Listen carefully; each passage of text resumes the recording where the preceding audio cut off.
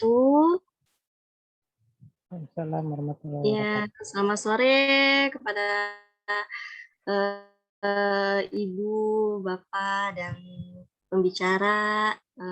Saya mengucapkan terima kasih sudah bersedia mengisi acara hari ini dan kepada para peserta yang sudah antusias mengikuti acara webinar ini. Acara ini diselenggarakan oleh kita, komunitas teman ADHD, dalam rangka ADHD Awareness Month. Saya akan sedikit menjelaskan tentang kita, komunitas teman ADHD. Komunitas teman ADHD merupakan komunitas yang dibentuk untuk support dan psikoedukasi dalam mengoptimalkan perkembangan anak atau individu dengan ADHD. Jika ingin lebih mengenal komunitas teman ADHD, dapat melihat infonya di Instagram @teman-ADHD. Oke, sebelumnya perkenalkan dulu, saya Viva Juliani sebagai moderator yang akan memandu acara hari ini, dan selain saya juga ada teman-teman dari komunitas teman ADHD yang akan membantu kelancaran acara hari ini. Baik, ini adalah webinar yang ketiga dari 5 webinar yang akan diselenggarakan dalam rangka ADHD Awareness Month. Nah, hari ini kita akan membahas tentang menciptakan lingkungan ramah anak berkebutuhan khusus di sekolah, yang akan dibahas oleh dua pembicara kita hari ini, yaitu ada Ibu Dr. Triworo Parmoningrum, Magister Pendidikan. Beliau adalah Kepala Sekolah SMPN 28 Surabaya dan Sekretaris Pokja Pendidikan Inklusif Jawa Timur. Dan ada Ibu Asinur Indah, Magister Psikologi, psikolog. Beliau adalah psikolog Sekolah Antara dan Sekolah Embun Pagi. Oke, sebelum pembicara menyampaikan materinya, mohon semua pesertanya untuk memute atau mematikan mikrofonnya ya selama pembicara menyampaikan materinya. Bagi yang nanti ingin bertanya bisa menggunakan kolom chat yang saya akan bacakan nanti di sesi tanya jawab. Oke, baik, tanpa memperpanjang lebar, saya persilakan kepada pembicara pertama, Ibu Triworo Parmoningrum, untuk menyampaikan materinya. Silakan Ibu Triworo.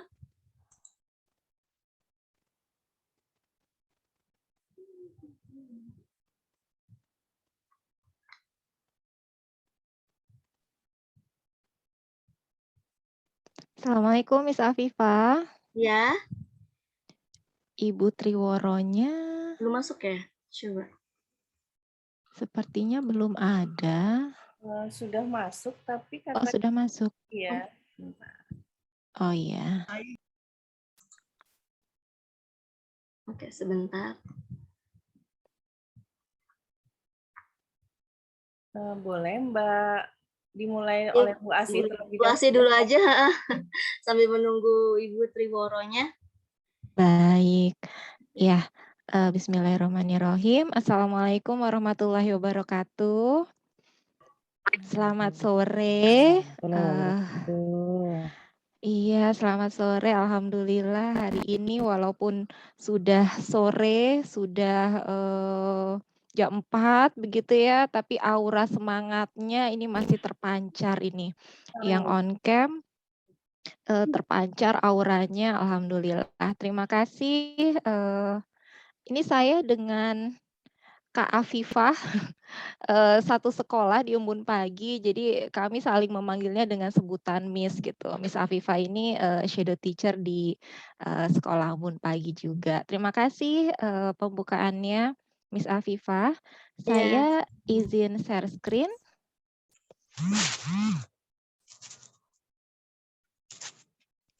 Sebentar, materinya kok ketutup. Iya, terima kasih juga untuk rekan guru, untuk Ibu, Bapak yang menyediakan waktu begitu ya untuk berdiskusi hari ini.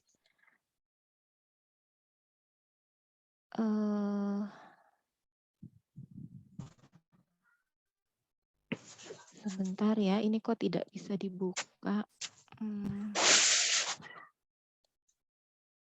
Oke.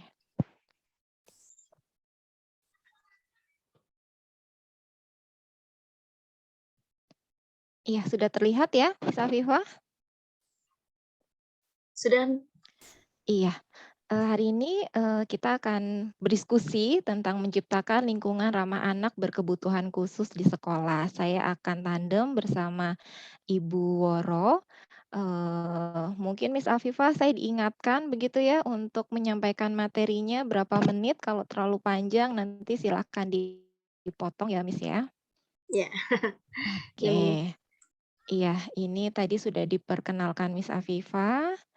Ya, saya buka dengan definisi yang saya ambil dari buku yang diterbitkan oleh Kementerian Pendidikan, Kebudayaan Riset dan Teknologi tahun 2021. Suatu lingkungan yang inklusif dan ramah terhadap pembelajaran adalah lingkungan yang menerima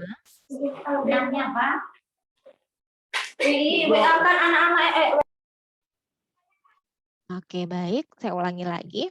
Suatu lingkungan yang inklusif dan ramah terhadap pembelajaran adalah lingkungan yang menerima, merawat, mendidik semua anak tanpa memandang perbedaan jenis kelamin, fisik, intelektual, sosial, emosional, linguistik, atau karakteristik lainnya. Nah, kalau di buku ini disampaikan anak yang menerima pendidikan inklusif begitu ya, itu diantaranya anak berkebutuhan khusus atau ada juga anak yang dalam keadaan sosial ekonomi yang tidak menguntungkan misalnya, semuanya berhak mendapatkan pembelajaran begitu. Nah, terkait topik hari ini, terkait ramah, sekolah yang ramah untuk anak berkebutuhan khusus begitu ya. Kita tahu karakteristik anak dengan berkebutuhan khusus itu luas sekali, range-nya luas sekali. Ragam anak berkebutuhan khusus itu banyak sekali gitu ya. Ada yang mengalami kendala di fisik, di intelektual, di sosial, di emosional, begitu ya, terkait kendala di neurodevelopmentalnya, seperti itu. Nah, yang umumnya kita temui, begitu, anak-anak berkebutuhan khusus yang bersekolah di sekolah inklusi atau sekolah reguler, namun ramah anak kebutuhan khusus, itu diantaranya anak-anak dengan kendala neurodevelopmental, misalnya autism spectrum disorder, kemudian ada learning disability, kemudian ada juga intellectual disability, dan yang banyak juga attention deficit hyperactive disorder, begitu. Jadi bersyukur kita tuh singkatan dari apa, Miss Afifah? Kok saya tiba-tiba blank? Komunitas teman ADHD. Komunitas teman ADHD. Mudah-mudahan di sini kita bisa bergandengan tangan begitu untuk bersemangat mendampingi anak-anak kita, mendampingi siswa kita yang dengan ADHD supaya bisa berkembang lebih optimal lagi. Nah, di sini saya membagi pembahasan begitu ya, sekolah yang ramah gitu ya, saya fokuskan di pihak-pihak yang terlibat. Kita akan bicara dulu nih dari sisi atau dari pihak anak, kemudian dari pihak guru staf, kemudian walaupun sekolah tapi tidak bisa dipungkiri peran orang tua itu besar juga untuk menciptakan sekolah yang ramah. Dan pastinya masyarakat pemerintah turut berperan untuk membuat pembelajaran, untuk membuat sekolah yang ramah untuk anak-anak berkebutuhan khusus. Nah,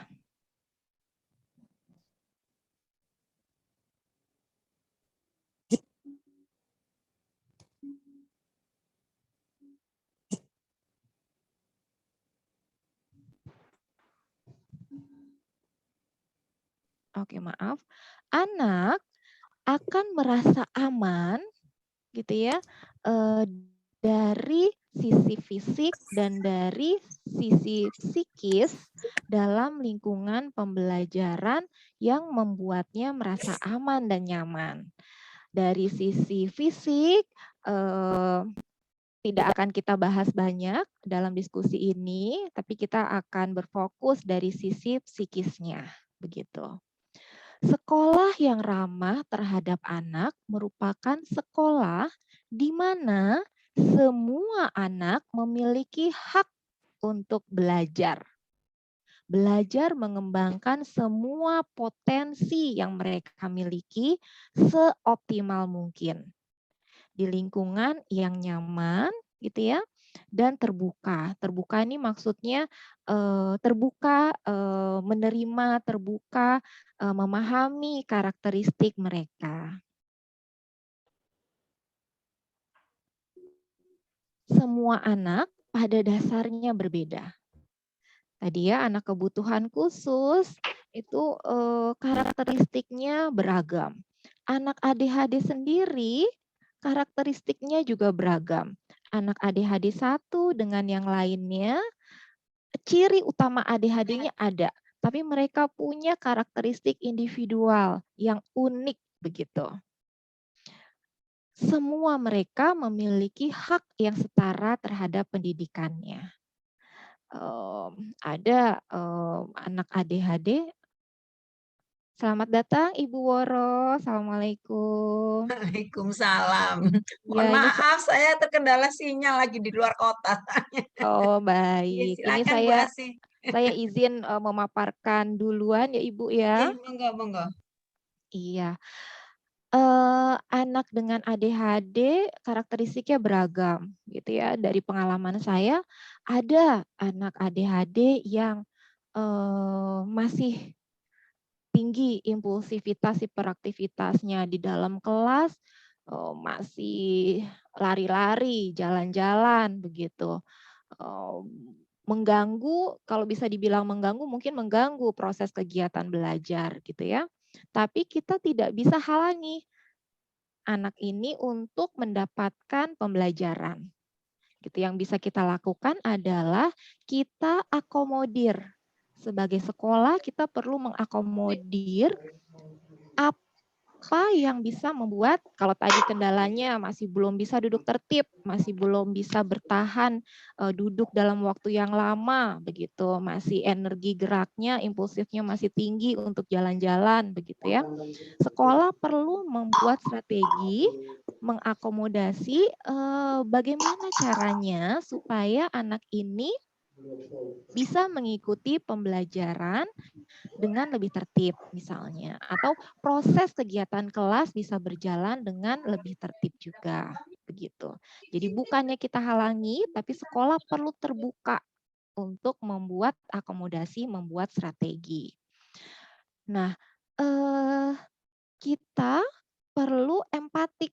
Sekolah perlu empatik dengan karakteristik kebutuhan khusus anak gitu. Perbedaan yang ada gitu ya, ini perlu dikelola. Jadi diawali dengan kita kenali dulu karakteristik kebutuhan khususnya apa. Kita buat profil anaknya. Kita lihat kekuatan kelemahannya seperti apa. Nah, kalau kita sudah mempunyai profilnya gitu ya, yang bisa kita lakukan, yang bisa sekolah lakukan adalah mengembangkan empati atas kendala-kendala yang dihadapi anak. Meminimalisir apa yang jadi kelemahannya dan mengoptimalkan apa yang menjadi kekuatan anak.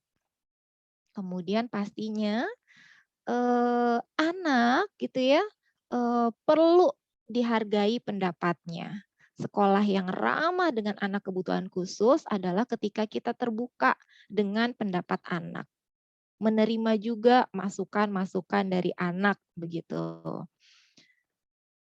Kemudian dari keberagaman karakteristik, ada kalanya kita perlu merencanakan, perlu menyusun, dan melakukan pembelajaran yang kita sesuaikan dengan karakter anak berkebutuhan khusus tersebut.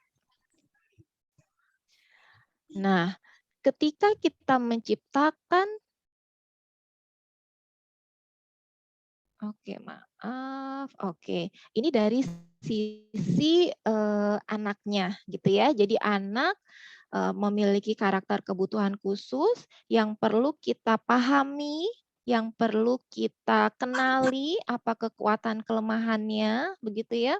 Kemudian, mendorong kita untuk melakukan pendekatan empatik ke mereka.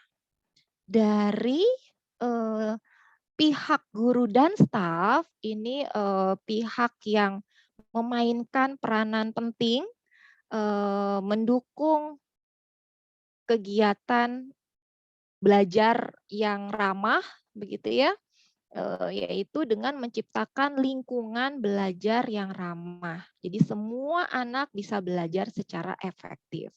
Ini diantaranya yang bisa guru dan staf, ini di sekolah itu ada banyak pihak begitu. Sekolah yang ramah adalah ketika semua elemen di sekolah itu memahami dan empatik juga dengan kondisi anak. Pastinya guru. Kemudian ada staf administrasi, bahkan OB begitu ya, office boy atau helper begitu, itu perlu juga melakukan pendekatan yang empatik, melakukan pendekatan yang ramah terhadap anak-anak berkebutuhan khusus, terhadap siswanya. Nah, anak dan guru begitu ya, jadi pihak yang sama-sama belajar. Jadi anak pastinya adalah subjek yang menerima pembelajaran. Tapi guru juga secara tidak disadari begitu ya, atau bahkan secara disadari juga, kadang ada pembelajaran yang didapat ketika kita mendampingi anak kebutuhan khusus. Ada saja. Gitu ya. Jadi anak dan guru ini sebagai suatu komunitas yang sama-sama belajar gitu. Saya sesekali masuk ke kelas begitu ya, memberikan materi atau mendampingi guru begitu, banyak sekali hal yang saya pelajari gitu ketika berhadapan dengan anak. Dengan anak ini pendekatan seperti apa sih yang perlu saya lakukan, itu jadi pembelajaran lagi. Kemudian ketika misalnya ada ledakan emosi, pendekatan satu anak dengan anak lain itu beda-beda, begitu ya. Kalau guru materinya sama tapi mungkin ada penyesuaian, menjelaskan hitungan gitu ya, pembelajaran hitungan, penjumlahan ke anak A, ke anak B, ke anak C, bisa jadi ada strategi yang berbeda. Gitu. Jadi kita juga belajar dari anak, guru juga belajar dari siswa. Kemudian kita mendorong agar anak berpartisipasi aktif dalam kegiatan belajar. Gitu. Dan pastinya sebagai guru, sebagai staf sekolah, begitu ya, perlu memiliki minat gitu ya, atau diawali dengan niatan untuk memberikan layanan pendidikan yang terbaik, layanan pendidikan yang ramah untuk anak berkebutuhan khusus. Nah, ramah gitu ya, ini saya pernah diskusi dengan rekan guru begitu ya, kami ramah gitu ya, kami menerima karakteristik semua siswa, kami menerima keberagaman yang ada dari satu siswa dengan siswa yang lainnya. Tapi kami tidak tahu bagaimana pendekatannya, bagaimana melakukan intervensinya, bagaimana kami membantu anak berkebutuhan khusus ini begitu. Nah, karenanya bersikap empatik gitu ya, memunculkan respon yang ramah itu jadi modal dasar, tapi perlu didukung juga, perlu dilengkapi juga dengan action kita. Nah, diantaranya ini tadi menghargai keragaman itu dalam frame kita gitu ya, dalam perspektif kita kalau semua anak punya kontribusinya masing-masing, pembelajaran akan semakin berwarna. Ada warna, kalau anaknya seragam gitu ya, mungkin warnanya merah saja, tapi dengan ada karakteristik anak kebutuhan khusus, jadi ada hijau, ada kuning, jadi semakin berwarna kegiatan pembelajarannya. Nah itu frame-nya frame ramah. Nah kemudian pendekatannya nih, kita perlu mengasah diri begitu, perlu mengupgrade wawasan guru, staf sekolah gitu ya, melibatkan berbagai cara berpikir dan belajar dan pengalaman anak. Jadi, kita perlu mencari tahu metode pembelajaran yang seperti apa sih yang sesuai dengan kebutuhan anak, yang tentunya disinkronkan juga dengan tujuan pembelajaran yang ada. Tujuan pembelajaran di kelas 3 misalnya sudah ada kurikulumnya, sudah ada silabusnya, tapi anak punya kebutuhannya nih, ada karakteristiknya. Nah, kita sinkronkan gitu ya. Ada kalanya perlu dibuat PPI, program pembelajaran individual. Ketika akomodasi saja tidak cukup begitu, tapi butuh nih penyesuaian materi misalkan, atau ada penguatan kegiatan belajar atau penguatan pembentukan perilaku sikap belajar misalnya. Jadi seringkali untuk anak kebutuhan khusus, ini kita buat PPI, program pembelajaran yang diindividualisasi sesuai dengan kebutuhan siswa. Nah, kemudian sekolah yang ramah, begitu ya, ketika guru berhasil menciptakan pembelajaran yang bermakna. Jadi pembelajaran tidak melulu materi itu satu arah, yang penting tersampaikan, selesai tugas saya sebagai guru, begitu ya. Harapannya tidak demikian. Tapi sebisa mungkin guru menghubungkan materi pembelajaran dengan minat dan keseharian anak. Ini di materi tematik, pemerintah sudah membuat sedemikian rupa sehingga materi pembelajaran itu bisa dekat dengan keseharian. Nah, lebih baik lagi ketika guru membuat itu dialami juga dalam keseharian anak gitu. Harapannya motivasi belajar anak bisa terjaga. Kemudian guru bisa memperhatikan nih kesesuaian antara materi pembelajaran dengan kebutuhan anak sehari-harinya misalnya. Kemudian perlu juga kita lihat kompetensi siswa kita seperti apa begitu. Kemudian umpan baliknya seperti apa? Apa sih yang perlu saya lakukan untuk bisa menjaga motivasi anak atau meningkatkan motivasi anak begitu. Ini di sini butuh skill-skill observasi dan skill kreativitas begitu ya. Karena beberapa anak dengan kebutuhan khusus ini ada yang mood-nya itu mudah sekali naik turun, jadi perlu dijaga, perlu terus dimotivasi, disemangati, dikuatkan untuk ikut kegiatan belajar. Kemudian pemberdayaan sumber belajar. Ini yang memaksimalkan sarana belajar yang ada, ya. Bukannya mengadakan yang baru, kalau misalkan tidak memungkinkan, kita maksimalkan sarana yang ada di sekolah. Apa yang ada di sekolah dimanfaatkan untuk kegiatan belajar. Di sekolah ada lapangan terbuka misalnya, bisa dimanfaatkan untuk permainan, bermain menguatkan sosial emosionalnya gitu ya, bermain tradisional misalnya. Atau sekarang pembelajarannya masih online begitu.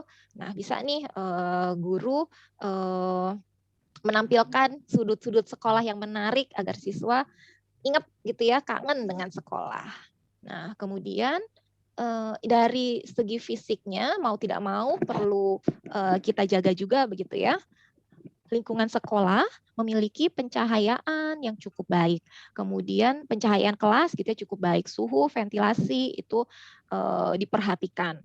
Karena beberapa anak kebutuhan khusus yang dengan kendala sensori gitu ya, terkadang dia butuh menyamankan dulu nih fisiknya gitu. Nah, ini kalau ada siswa tantrum begitu ya, misalnya tantrumnya di kelas terlalu biasanya saya ajak siswa tersebut ke ruangan yang lebih nyaman. Ruangan yang lebih sepi, lebih tenang gitu ya, kalau memungkinkan ruangan dengan AC begitu ya. Jadi fisiknya sudah nyaman, sudah diberi waktu menenangkan diri, baru bisa lebih mudah saya lakukan pendekatan intervensi, membahas apa yang case yang terjadi begitu. Kemudian perlu kita buat pojok belajar.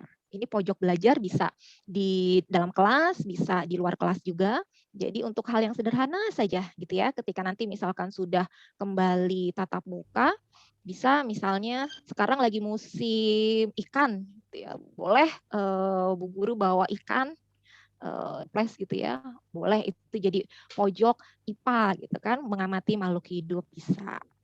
Kemudian anak-anak seneng loh kalau karyanya tuh dipajang ya. Jadi tadi bagian dari menghargai pendapat siswa, menghargai karya siswa adalah dengan kita tampilkan nih, kita pajang hasil karya anak gitu. Kalau memungkinkan di kelas juga bisa kita sediakan beberapa buku gitu ya untuk mengembangkan minat baca mereka. Nah, ini selain tadi pengelolaan tadi di unsur pembelajaran akademik gitu ya, ada penyesuaian-penyesuaian untuk anak berkebutuhan khusus, terkadang kita perlu juga nih melakukan pengelolaan perilaku. Nah, yang bertanggung jawab utama kalau di sekolah ada psikolog, mungkin psikolognya begitu ya, kemudian ada mungkin ada guru BK-nya bisa, atau guru juga bisa. Tapi staff dan tenaga pendukung tadi OB atau helper begitu ya, sedikit banyak mereka juga harus kita beri arahan, beri informasi begitu tentang pengelolaan perilaku. Nah, di sini diantaranya ketika ada suatu case gitu, ada suatu permasalahan gitu ya, pendekatan kita itu ke pemecahan masalahnya, ke problem solvingnya, bukan hanya ke apa yang terjadi, apa yang dilakukan anak gitu ya, bukan hanya berfokus pada tampilan perilaku anak, tapi kita coba cari tahu nih penyebab perilaku anak ini apa sih gitu ya.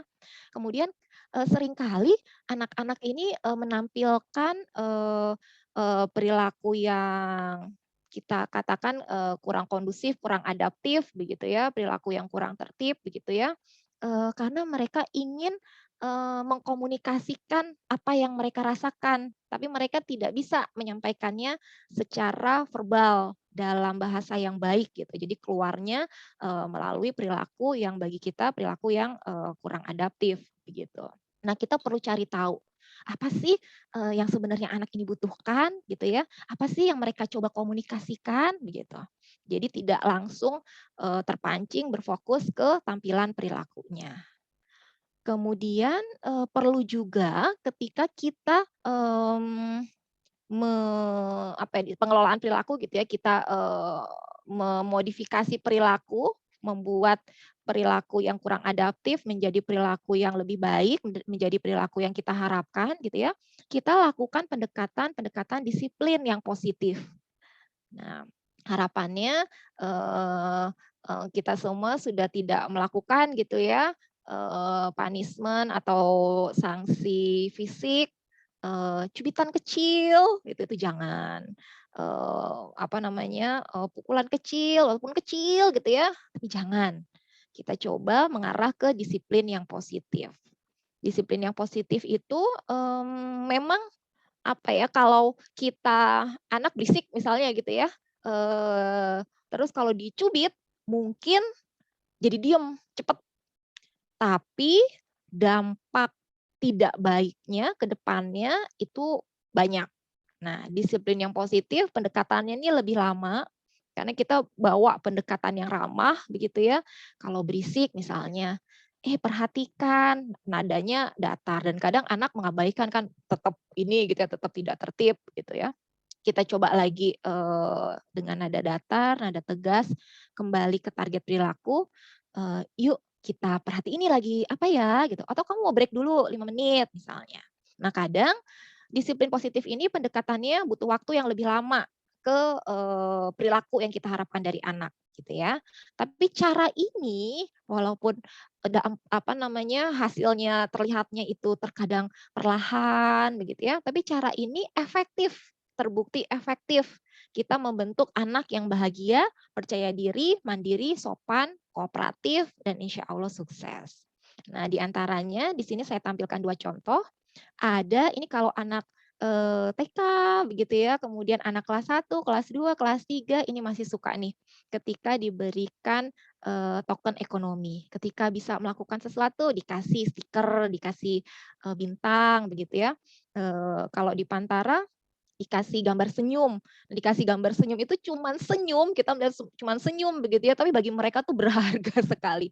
Kalau kamu bertahan duduk tertib ini ya di evaluasi akhir itu duduknya tertib tidak, tertib di gambar senyum gitu oleh gurunya. Kalau nggak dapet itu ada yang nangis-nangis gitu. Minta senyum sama mamahnya, tapi beda. Ketika dikasih senyum sama mama sama dikasih guru itu beda. Karena anak lebih merasa apa ya diakui, dihargai gitu perilaku tertibnya oleh guru. Jadi token ekonomi ini bisa kita jadikan sarana pendekatan disiplin positif. Atau kalau anak sedang meledak emosinya atau sedang ada ketidaknyamanan sensori, boleh kita kasih waktu dulu untuk menenangkan diri. Saya menyebutnya kursi tenang.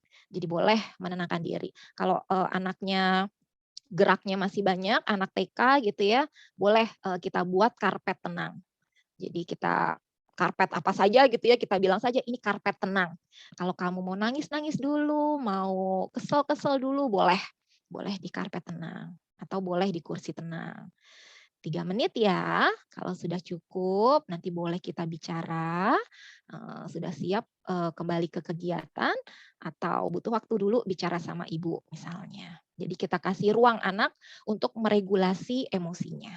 Membiarkan anak kalau perlu menangis, boleh menangis dulu. Mau teriak-teriak dulu boleh gitu ya, mau kesel-kesel dulu boleh. Tapi kita kasih limit waktunya. Kalau 3 menit masih marah, masih kesel, masih butuh waktu perpanjangan waktu, saya tambah lagi. Gitu. Nah, kemudian dari pihak orang tua, pastinya ketika orang tua bersinergi dengan sekolah, gitu ya, perkembangan anak menjadi lebih optimal dibandingkan ketika sekolahnya ramah, gitu ya, orang tuanya kurang ramah. Atau ketika orang tuanya ramah dengan pendidikan anak, tapi sekolahnya kurang ramah dengan pendidikan anak. Itu sama, tidak optimal. Tapi ketika sekolah ramah pembelajarannya, orang tua juga ramah konsep pendidikan, konsep pembelajaran ke anaknya, begitu ya. Perkembangan anak insya Allah lebih optimal lagi. Nah, ini diantaranya sinergi yang diharapkan dari orang tua mendukung program sekolah ramah anak. Nah, ini program-program sekolah gitu ya, apalagi ketika pembelajaran jarak jauh, ini saya dari pihak sekolah mohon maaf kepada seluruh orang tua di Indonesia yang menjadi terpaksa terlibat dalam gitu ya untuk kegiatan pembelajaran anak. Tapi dengan mendukung program sekolah, sekolah yang ramah tentunya gitu ya, kita sama-sama membantu anak kita untuk berkembang maksimal, berkembang lebih baik lagi. Kemudian sekolah yang ramah untuk anak kebutuhan khusus adalah sekolah yang membuka komunikasi antara pihaknya gitu ya, guru gitu atau mungkin kepala sekolah atau psikolog atau yang lainnya dengan orang tua. Dan orang tua juga terbuka untuk menyampaikan keluhannya, menyampaikan masukannya, begitu memberikan feedback seperti itu. Jadi terjalin komunikasi yang asertif antara orang tua dan sekolah. Nah, ini tadi ya, orang tua jadi melibatkan diri dalam kegiatan pembelajaran dan simulasi perkembangan anak. Pembelajaran di sekolah terkadang menjadi sesi pembuka begitu, tapi penguatannya terkadang perlu dilakukan di sekolah.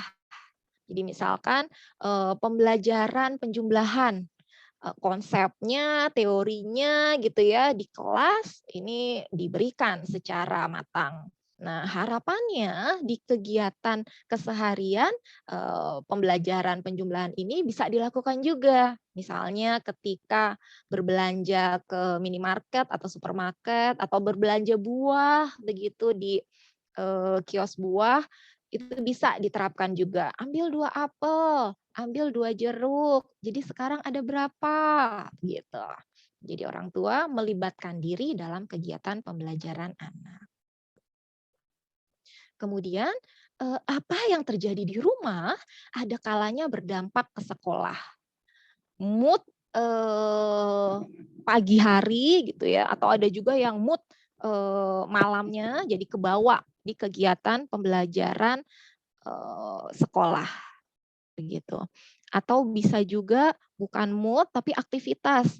Aktivitas untuk anak ADHD, mereka punya energi berlebih begitu ya. Jadi butuh momen-momen penyaluran energi geraknya. Nah, ketika di rumah kurang terfasilitasi penyaluran energi geraknya, seringkali berdampak ke sikap belajar tertibnya. Jadi karena energi geraknya belum tersalurkan, jadi kalau duduk tertibnya gitu ya, ini tidak bisa bertahan lama. Atau konsentrasinya jadi kurang terjaga Ini gitu. yang ada mana suaranya tak timbul? Beda ketika rumah gitu ya, orang tua begitu memberi kesempatan anak, memberikan ruang anak untuk eksplorasi, untuk menyalurkan energi geraknya, begitu. Nah, kemudian ini tadi terkait disiplin positif begitu ya, sekolah berusaha nih pendekatan disiplinnya yang positif. Nah, orang tua diharapkan turut mendukung juga disiplin yang positif di rumah. Begitu. Ini diantaranya kita membuka mindset gitu ya, tidak lagi terjebak dengan pengalaman pola asuh masa lalu yang belum positif misalnya. Kemudian pastinya kita perlu menampilkan contoh perilaku yang positif. Jadi bagaimana berujar, bagaimana bertingkah laku gitu ya, bersikap yang positif. Berniat untuk menjadi cukup baik. Jadi ini diawali saja, namanya manusia itu ada naik turunnya gitu ya, keimanan saja naik turun, ini manusia kita sebagai orang tua, sebagai guru juga gitu ya, kadang ada kondisi diri yang terkontrol nih, bisa positif 90% gitu ya, tapi ada kalanya kita sedang lelah, gitu, sedang labil, jadi positifnya menurun. Jadi misal 40% misalnya, tidak apa-apa. Asalkan kita niatkan untuk menjadi cukup baik gitu ya, tidak perlu menjadi orang tua yang sempurna. Anak kita sempurna dalam kondisi ketidaksempurnaannya.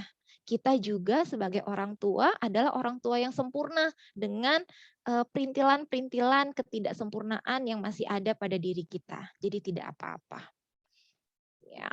Kemudian disiplin positif itu diawali dari diri kita yang berada pada kondisi emosi yang damai.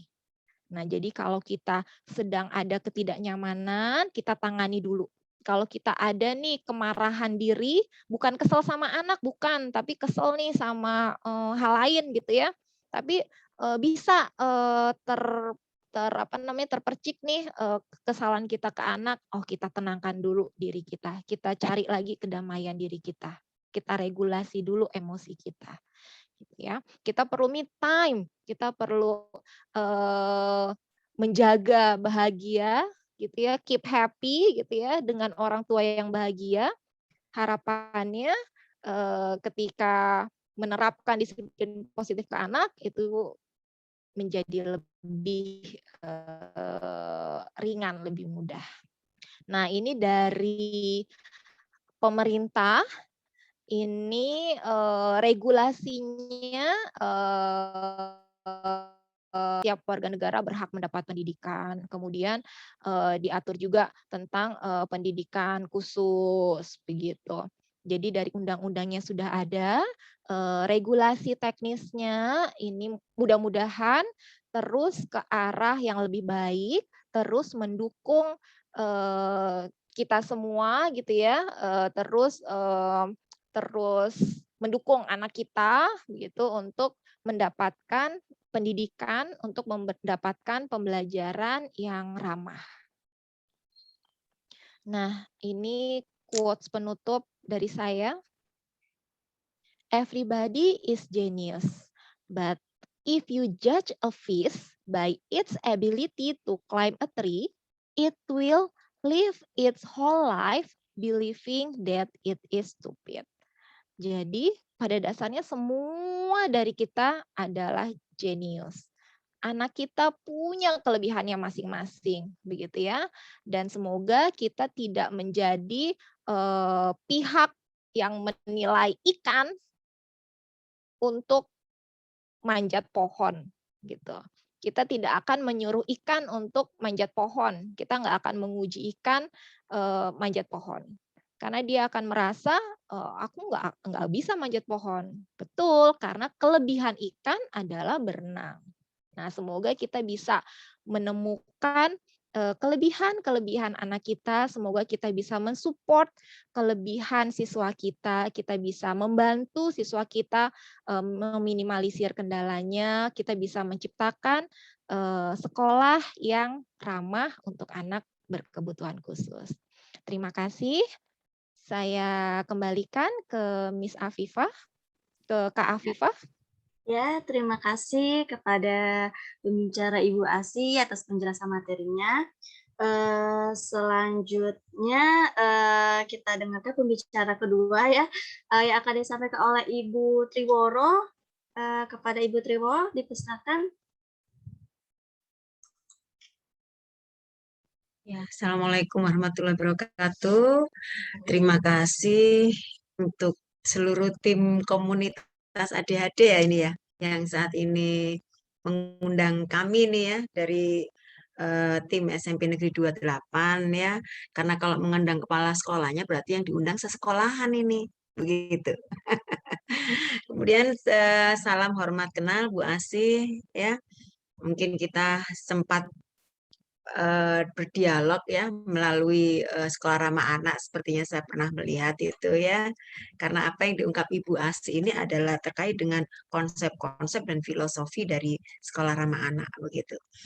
Oke, selamat sore, salam sejahtera buat hadirin yang saat ini hadir ya, para tim dari internal komunitas ADHD maupun eksternal ADHD.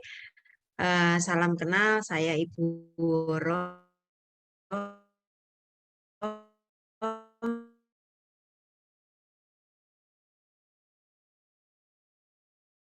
Nama lengkap saya bisa dilihat itu di monitornya Zoom itu ya. Nah, melayani pendidikan inklusif itu sejak tahun 2008, jadi sudah 13 tahun yang lalu. Di mana saat itu di Surabaya, di Jawa Timur, bahkan di Indonesia itu masih muntuk-muntuk itu layanan pendidikan inklusif, di mana kita semua berjuang dari berbagai macam arah, bagaimana anak-anak berkebutuhan khusus itu bisa dilayani di sekolah umum saat itu. Kami pun juga terlibat dengan MCPM IBEP ya untuk merumuskan Permen 70 tahun 2009 dan sampai dengan detik ini saya pun masih berkiprah untuk memberikan kontribusi terkait temuan-temuan di lapangan kita sampaikan ke Kemendikbud ya dalam hal ini, dan kami sampaikan pula bahwa hal ini loh temuan yang terjadi di sekolah itu. Sekolah-sekolah yang di dalamnya ada anak berkebutuhan khusus. Ini loh efek dari zonasi di mana tiba-tiba sekolah mendapatkan anak berkebutuhan khusus. Apapun jenis anak berkebutuhan khusus itu. Dan alhamdulillah akhirnya bisa muncul PP nomor berapa itu 13 atau 30 itu ya tentang aksesibilitas yang layak. Dan saat ini masih ada di meja kementerian tentang Permendikbud tentang aksesibilitas yang layak dan unit layanan disabilitas begitu. Bahkan saat ini Bapak Ibu untuk kita ketahui bersama bidang Kesra Provinsi Jawa Timur bekerja sama dengan Dinas Pendidikan Provinsi Jawa Timur sedang menggodok konsep tentang kampung inklusif. Jadi yang digarap tentang layanan pendidikan inklusif itu tidak hanya di sekolah saja Bapak Ibu, tetapi sampai dengan kampungnya. Kita tunggu saja tanggal mainnya, begitu Bapak Ibu. Bapak Ibu, saya ini menyampaikan materinya apa ya, karena semua sudah diungkap ya. Jadi konsep dari sekolah yang ramah disabilitas itu intinya adalah sekolah yang ramah terhadap seluruh anak, education for all, pendidikan untuk semua anak. Jadi tidak mengenal, tidak tidak tidak peduli anak itu anak dengan anak-anak peserta didik yang tidak ada masalah, kemudian peserta didik yang punya kebutuhan khusus, dan kebutuhan khusus pun juga ada yang kebutuhan khusus secara fisik, ada kebutuhan khusus secara psikis. Ini yang filosofi tentang layanan pendidikan inklusif di sekolah umum adalah education for all, seperti itu.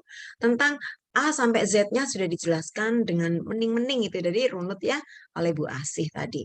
Jadi Bapak Ibu, saya lebih fokus ke apa yang harus kami layani untuk terkait dengan kebijakan sekolah, sehingga anak-anak berkebutuhan khusus ini benar-benar terwadai, Bapak Ibu. Yang pertama Bapak Ibu ini nggak pakai nggak pakai slide kalau saya ini, kalau sudah berbicara tentang praktek ya. Nah ini monggo dibuka ya. Tuh.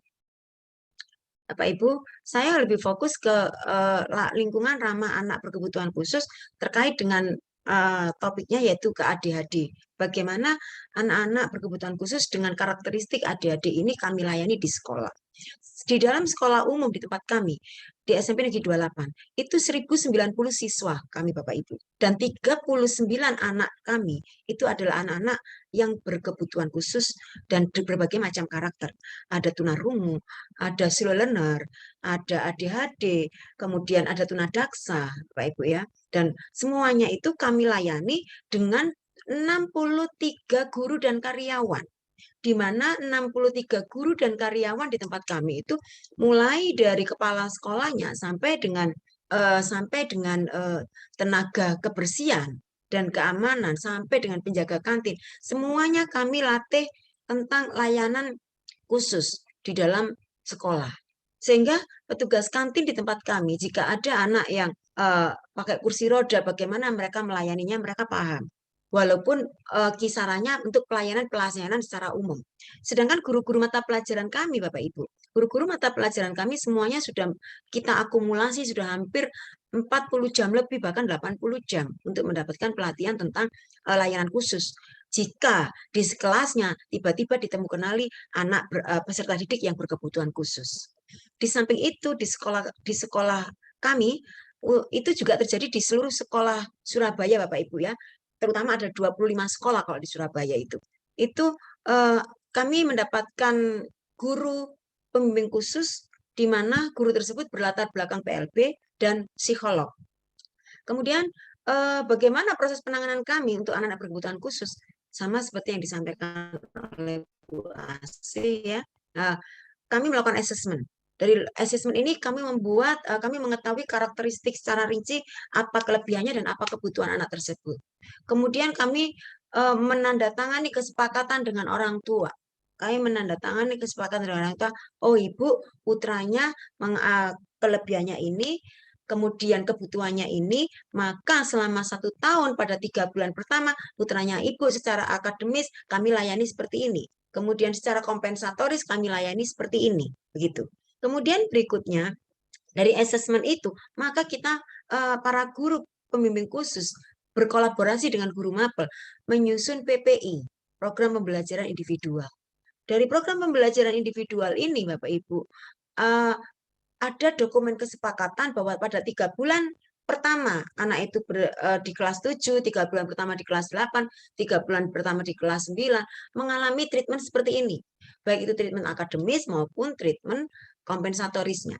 Kemudian target pembelajaran baik itu kompensatoris, akademis adalah seperti ini, berdasarkan kelebihan dan kebutuhan anak tersebut. Kemudian dari PPI ini para guru berkolaborasi lagi membuat kurikulum modifikasi. Kurikulum modifikasi bagi anak-anak berkebutuhan khusus yang standar akademiknya rata-rata ke atas, maka kurikulumnya adalah duplikat sama persis dengan kurikulum nasional, hanya dimodifikasi sesuai dengan karakteristik kebutuhannya. Kemudian bagi anak-anak yang mengalami standar akademiknya itu di bawah rata-rata, maka anak tersebut bisa mengalami kurikulumnya bisa kita substitusi, kita omisi atau kita substitusi. Omisi artinya kurikulum yang ada di kurikulum nasional itu kita hilangkan, kita sesuaikan dengan karakteristik peserta didik yang ada di sekolah kami. Kemudian dari penyusunan kurikulum modifikasi, maka para guru melaksanakan pembelajaran. Dari PPI itu para tenaga keamanan, para tenaga kebersihan, kantin, ibu-ibu kantin ya yang ada di sekolah, kami berikan pemahaman. Kalau ada seperti ini, maka pelayanannya seperti ini. Kalau ada seperti itu, maka pelayanannya seperti itu. Kami berikan pemahaman itu. Siapa yang bertindak? Ada tim pengembang pendidikan inklusif di sekolah kami. Kemudian dari sini Bapak Ibu, dari kurikulum maka dilaksanakan pembelajaran. Pembelajaran pun juga sama.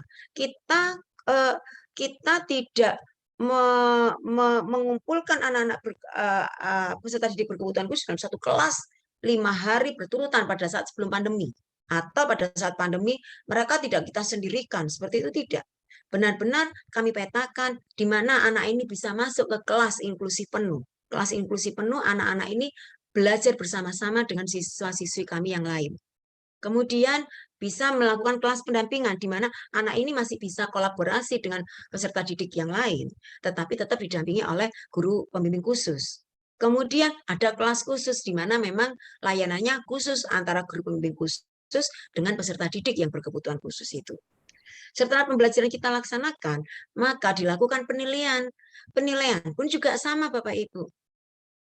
Bahkan Bapak Ibu, untuk menentukan nilai, untuk anak standar rata-rata bawah, nilai KKM-nya atau nilai kompetensi minimalnya itu sama persis dengan siswa-siswi yang reguler Bapak Ibu. Jadi contoh nih, kalau matematikanya dia itu di sekolah kami menerapkan 80, maka anak-anak kami yang mengalami anak-anak tersayang kami yang ada di sekolah ini ya, yang membutuhkan penanganan khusus, itu pun juga dapat nilai 90. Tetapi kita punya PPI di mana 90 anak tersebut beda dengan 90 anak yang lain. Seperti itu Bapak Ibu. Dan penjelasannya pada saat laporan hasil belajar, rapotnya anak berkebutuhan khusus ada rapot narasinya. Sedangkan anak-anak yang reguler, rapotnya ya satu itu saja yang ada nilai-nilainya itu. Seperti itu Bapak Ibu. Kemudian Bapak Ibu, setelah kita melakukan penilaian, maka kita lakukan pengembangan diri yang lain untuk anak-anak kami melalui ekskul dan sebagainya. Dan itu pun tidak kami pisahkan, kecuali anak itu pada saat melakukan kegiatan bersama-sama memang kurang begitu kondusif untuk mereka untuk berbaur dengan teman-teman yang lain. Disitulah guru pembimbing khusus berkiprah. Nah, coba diawalkan ke depan lagi Mbak yang itu. Bapak Ibu, untuk adik-adik saya kira sudah paham semua ya. Dengan teman-teman yang ada di komunitas adik-adik ini pasti lebih paham tentang bagaimana. Jadi ini hanya sekedar ilustrasi saja saya tulis di situ. Karena saya memang latar belakangnya adalah seorang guru biologi. Tetapi kami dalam hal ini untuk manajemen pelayanan pendidikan kami memang mendalami secara total untuk pendidikan inklusifnya. Jadi layanannya.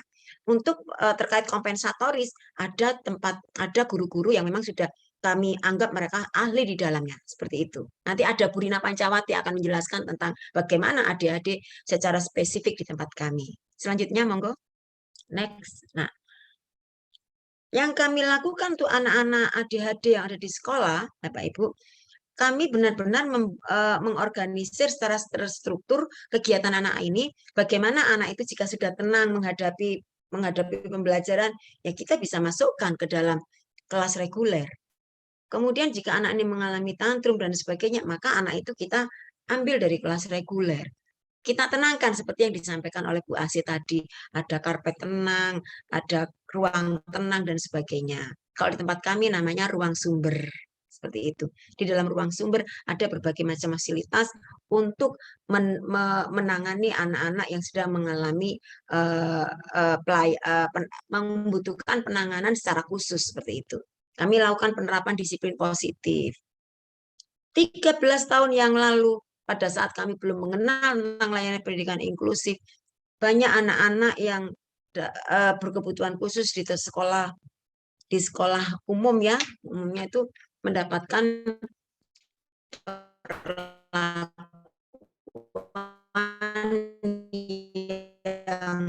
yang hal ini bisa dimaklumi karena pada saat itu guru-guru masih belum paham. Tetapi saat ini setelah 13 tahun kami berproses, seluruh guru di sekolah kami khususnya ya SMP Negeri 28 dan insya Allah di sekolah-sekolah layanan pendidikan inklusif yang ada di Surabaya maupun Jawa Timur, jika mereka menerapkan hasil-hasil pelatihannya, maka disiplin positif akan diberlakukan bagi anak-anak tersayang kita itu.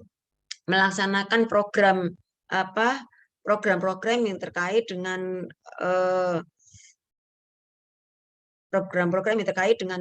kekhususannya itu ya. Berbagai macam, ini hanya contoh saja, program gerak dan lagu itu hanya contoh saja. Banyak sekali program yang kami lakukan untuk mentreatment secara kompensatoris, mentreatment secara akademik. Dan akademik di sini dalam tanda petik Bapak Ibu tidak dibayangkan mereka kalau matematika ya matematika, tidak seperti itu Bapak Ibu. Sekali lagi berbasis kelebihan dan kebutuhan anak-anak kami yang berkebutuhan khusus. Kemudian kita mencari, menggali bakat minat anak-anak tersebut. Itu fungsinya untuk mengarahkan bagaimana kami melayani anak-anak berkebutuhan khusus, diantaranya adik-adik. Dukungan orang tua memang benar-benar bisa mampu mengoptimalkan keberhasilan penanganan anak adik-adik. Selama 13 tahun kami berproses melayani anak-anak berkebutuhan khusus di dalam sekolah umum, Bapak Ibu. Itu kami menemukan berbagai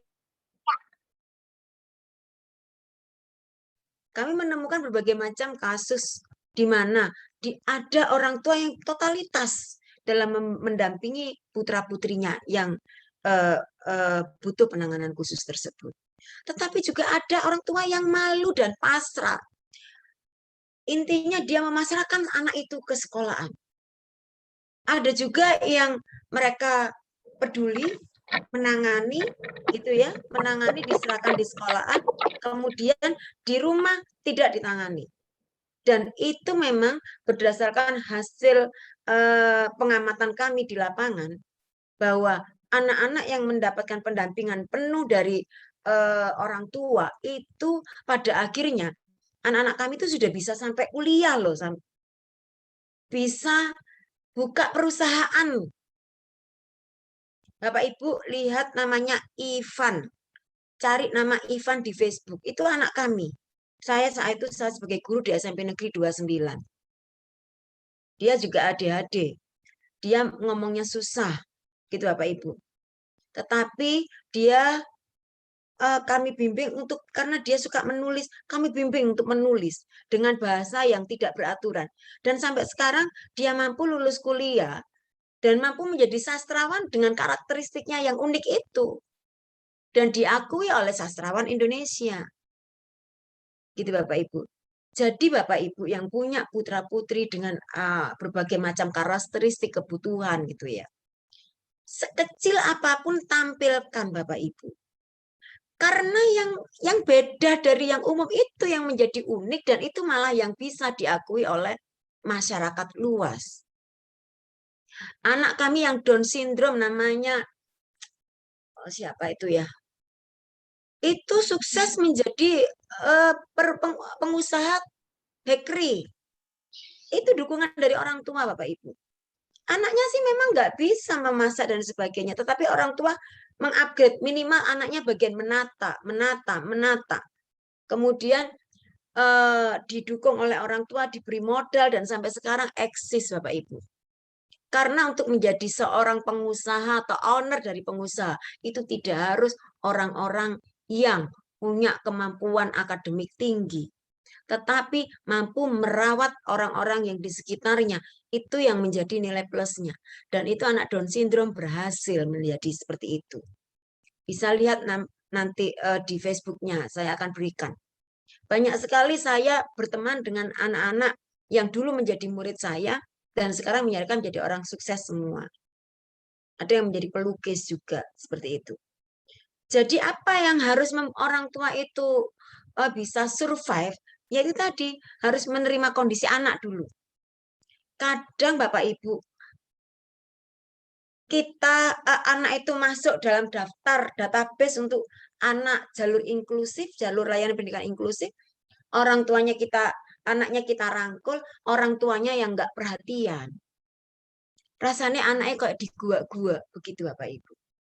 Hal ini Bapak Ibu yang membuat kami para pengelola yang di sekolah menjadi terenyuh. Dan ini kami sadarkan terus-menerus pada orang tua, pada akhirnya orang tua mau. Dan biasanya Bapak Ibu, kalau anak itu berhasil upgrade, baru orang tua mau mendekat untuk orang tua tanda petik yang kurang begitu ikhlas terhadap kondisi putra-putrinya.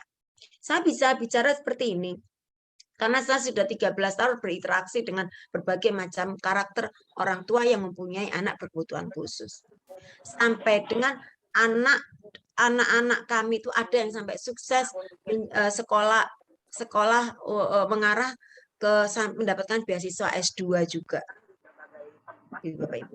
Kolaborasi antara orang tua dan sekolah. Kenapa ini agak lama saya diamkan di sini untuk kita bahas khusus?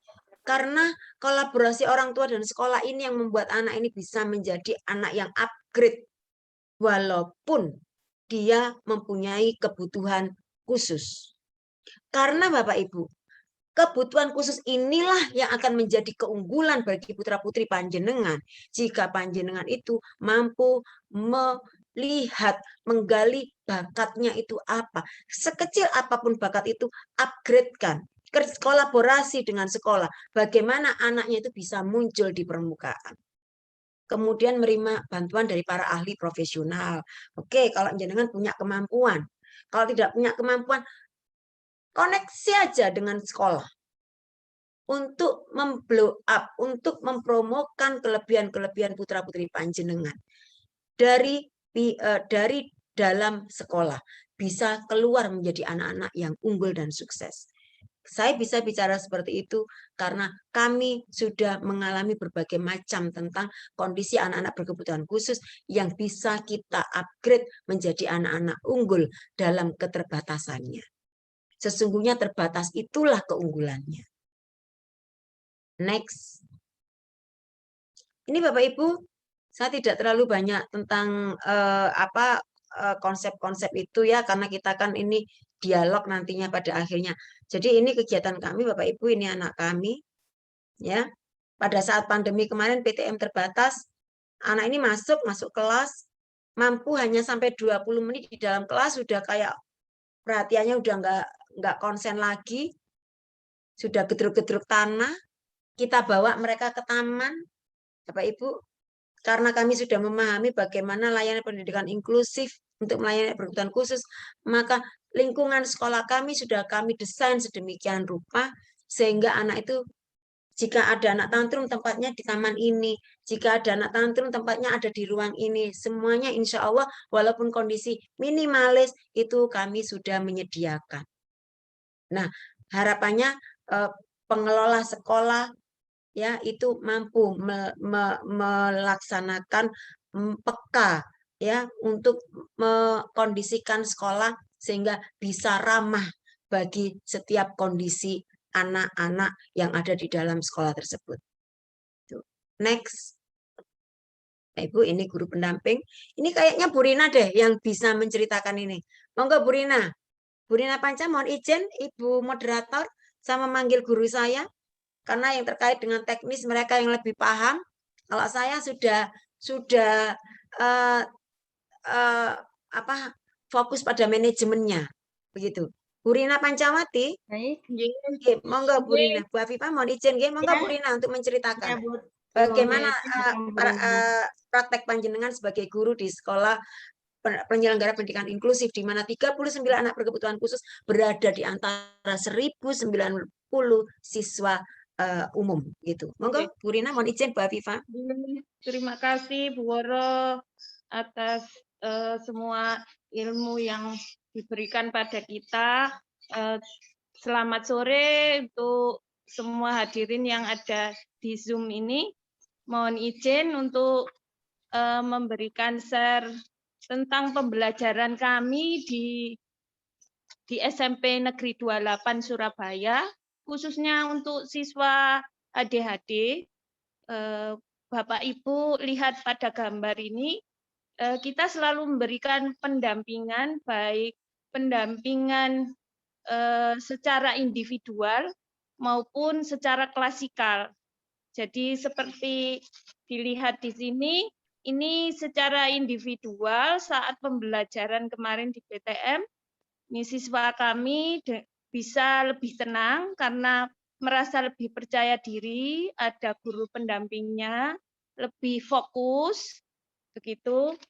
Jadi salah satu dari keistimewaan anak ADHD ini karena karakteristiknya mudah beralih dengan diberikan pendampingan, kita berharap akademiknya sedikit banyak bisa diterima. Next, itu gambar ADHD-nya. Kemudian ini adalah kolaborasi yang Ibu Wor jelaskan tadi. Jadi awalnya kita memberikan bentuk program-program, kita sosialisasikan kepada para guru dan staf di sekolah. Setelah itu baru kita sosialisasikan ke orang tua bahwa program yang diberikan dari sekolah ini dapat bisa mengangkat baik dari bakat minat anak ataupun dari segi akademiknya. Nah, ini bisa dari orang tua memberikan keluh kesahnya, bisa memberikan pendapatnya, bagaimana sebenarnya anak-anak itu di rumah, bagaimana sikapnya. Nah, ini bisa kita saling memberikan dukungan, baik untuk program di sekolah, dilanjutkan di rumah, kemudian dapat memberikan hasil yang terbaik. Lanjut. Nah, ini yang penting Ibu Bapak, di sekolah kami sebagai sekolah penyelenggara pendidikan inklusif itu ada terapi terpadu dan program non akademik. Kenapa ada terapi terpadu dan program non akademik? Karena diharapkan dari program-program itu anak-anak yang mengalami gangguan ini dapat diminimalisir sekecil itu, kemudian akademik diharapkan dia bisa menyerap sedikit banyak, kognitifnya bisa maju. Apa itu terapi terpadu? Ada terapi edukatif, ada terapi okupasi, ada terapi bicara, ada terapi perilaku, dan program vokasional dan berkebun. Nah, ini dua program ini merupakan program unggulan dari kami di SMP Negeri 28 karena program vokasi dan berkebun ini sangat digemari anak-anak. Nah, terapi edukatif dan terapi yang lain itu dilakukan terschedule, terjadwal. Jadi para guru GPK berusaha semaksimal mungkin untuk meminimalkan gangguan anak-anak ini agar baik dari perilaku dan dari sikap mereka bisa lebih baik.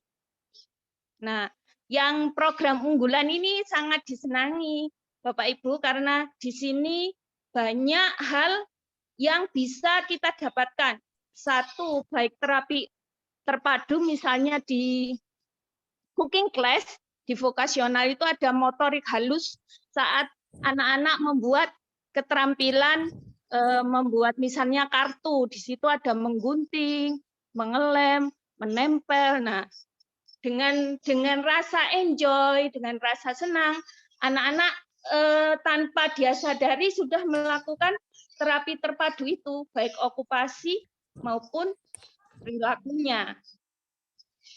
Yang program kedua, program berkebun, ini dari mulai mereka menanam sampai menanam, merawat, memetik hasilnya, kemudian mereka menjual. Nah, itu adalah suatu proses panjang, tetapi membuat mereka disiplin.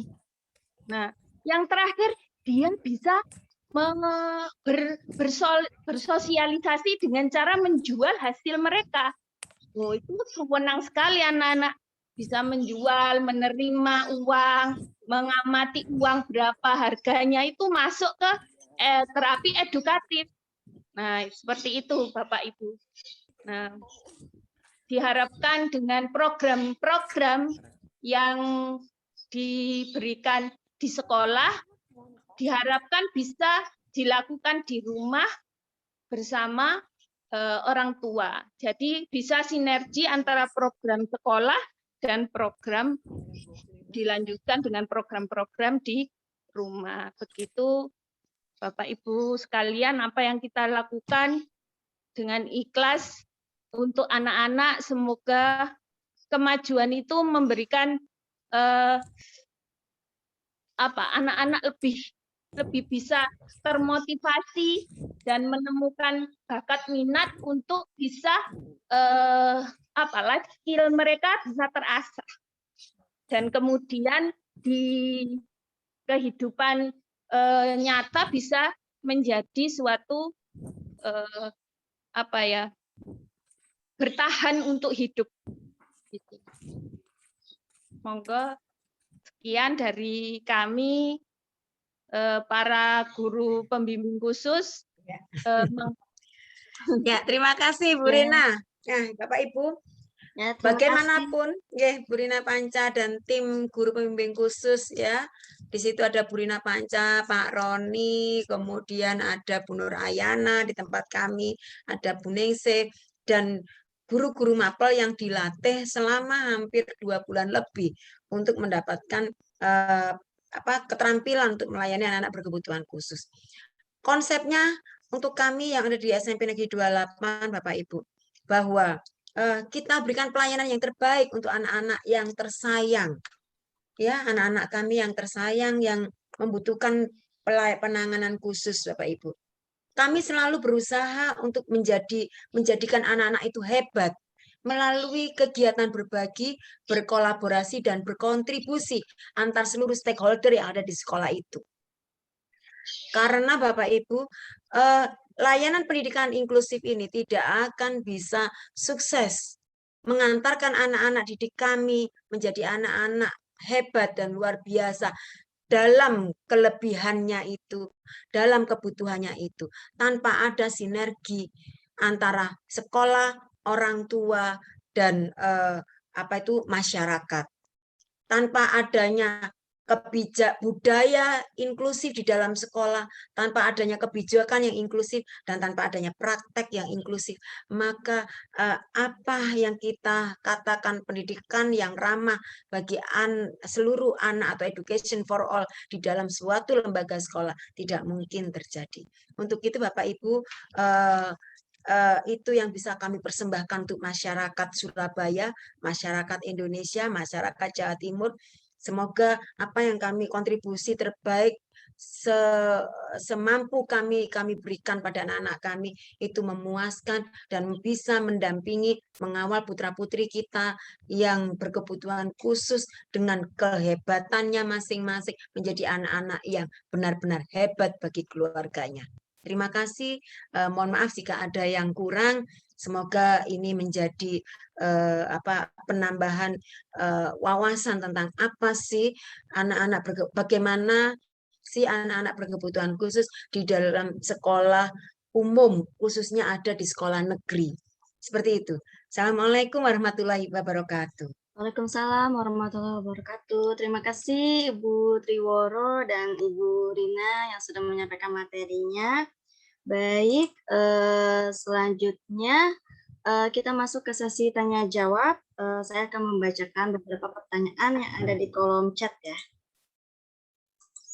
Bentar.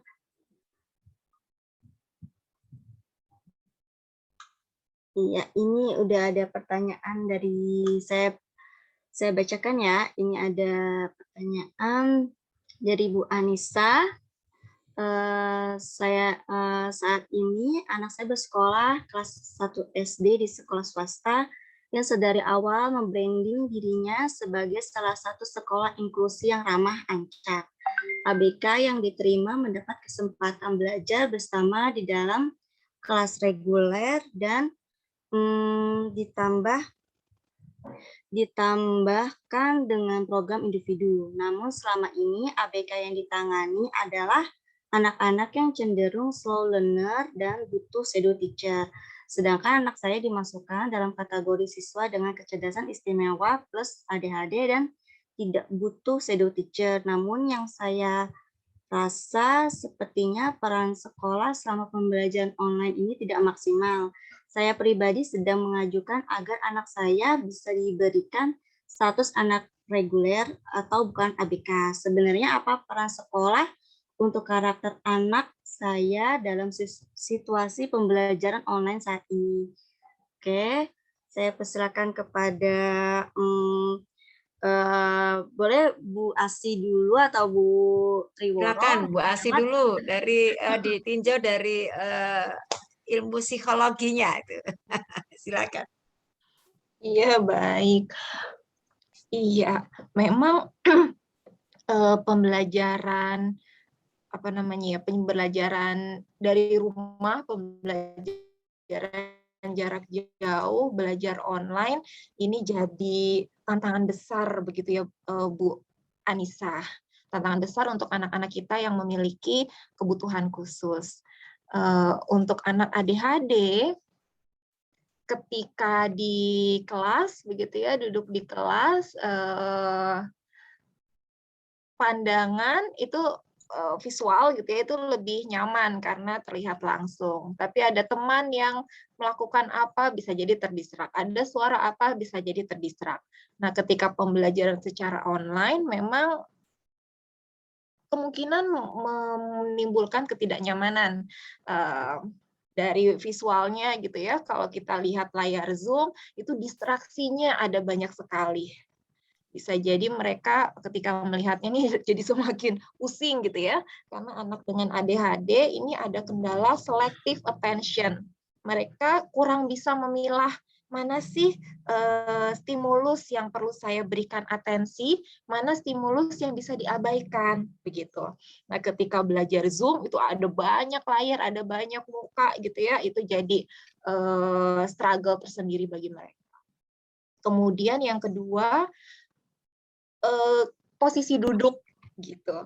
Ini beberapa klien dan siswa saya ada yang ketika belajar tatap muka itu cenderungnya lebih kooperatif, tapi ketika belajar online ini jadi kurang kooperatif gitu ya, tidak mau ikut belajar, tidak bisa bertahan lama begitu ya, tugas tidak dikerjakan begitu.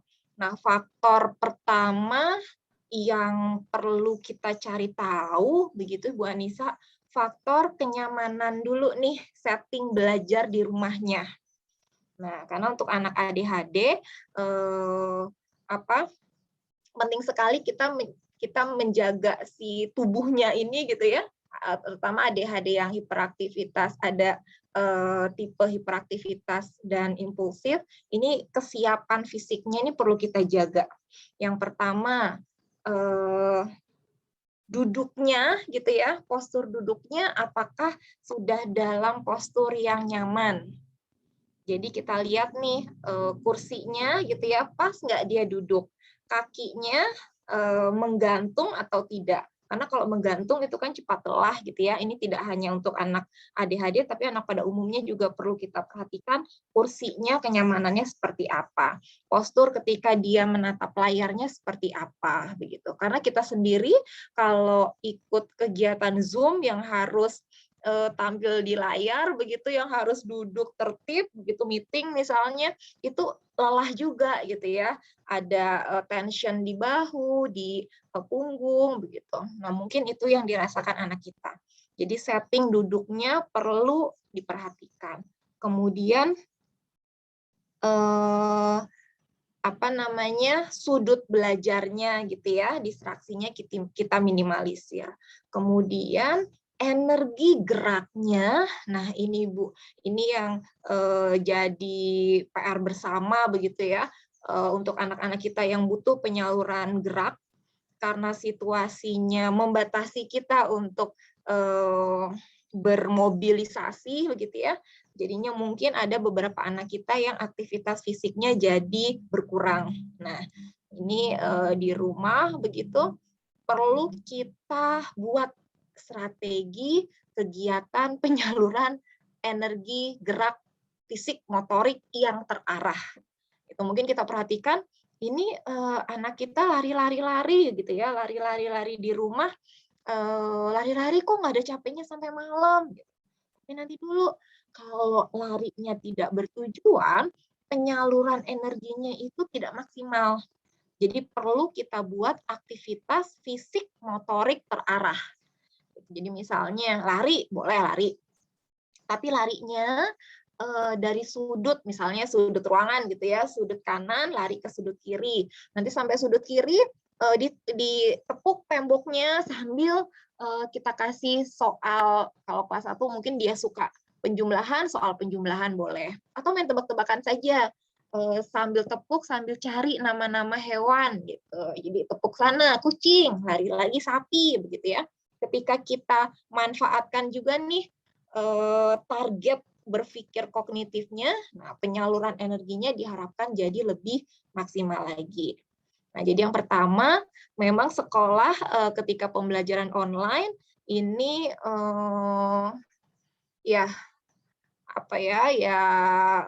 dengan sangat menyesal keterlibatan untuk mensupport anak-anak kita jadi lebih berkurang gitu dibandingkan ketika tatap muka. Nah, porsi ini yang harapannya bisa kita ambil gitu ya, di rumah bisa kita fasilitasi.